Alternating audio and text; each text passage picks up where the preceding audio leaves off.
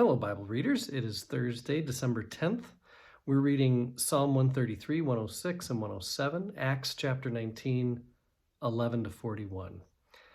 This Acts section isn't terribly important to the ongoing plot or meaning of what Luke is trying to get across, but it does offer another story, another illustration of what Paul's travels are like and what he's encountering along the way. It is interesting, a couple pieces that are worth noting. One is the way he talks about having to make his way back to Jerusalem and then on to Rome. It sounds a lot like in the Gospel of Luke, when Jesus is constantly telling people along his way that he's got to make his way to Jerusalem. I'd love to stay, but I got to get to Jerusalem. Got to get to Jerusalem. That was an ongoing driving force of the Gospel of Luke. And now you've got Paul with that same kind of got to get back to Jerusalem and then on my way to Rome. Luke isn't afraid to make Paul's ministry seem a lot like what Jesus was trying to do.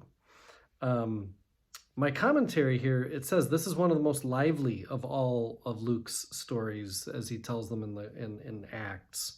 That Luke once more gets the local color precisely right, much like Acts does with Athens. The way Luke describes the scene in Athens, he really is good at describing the scene here. There's these violent emotions, throngs in the street, noise and confusion everywhere. What I wanted to get at, though, the sub-theme that Luke has been getting after in his gospel and in this book of Acts is the way in which responses to God's visitation are symbolized by attitudes toward material possessions. This is constantly being talked about. The acceptance of God's call is accompanied by the sharing of possessions. When people hear the good news, they are moved to share. Their selfishness melts away. With equal regularity, we've seen how opposition to the gospel is expressed by a love of money.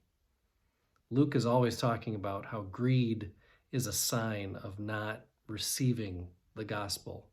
The silversmith's concern for their loss of revenue. This is a characteristic quality of idolatry. That when we can't let go of our stuff, we must not get it. Okay. Which is a challenge, right? That's a challenging message that Luke continues to offer. The Psalms, we got Psalm 133. This is a psalm in praise of unity among God's people. It's a psalm that speaks to family values, and not just the nuclear family, but a community's values. As a parent of three, I know that matters a lot. That it's not just my family's values that matter to my kids, but that a community's values are also what shape our children.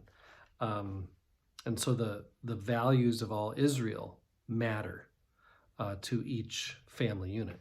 Psalm 106, it's best read with Psalm 105. 105 is a psalm about the wonderful works of God.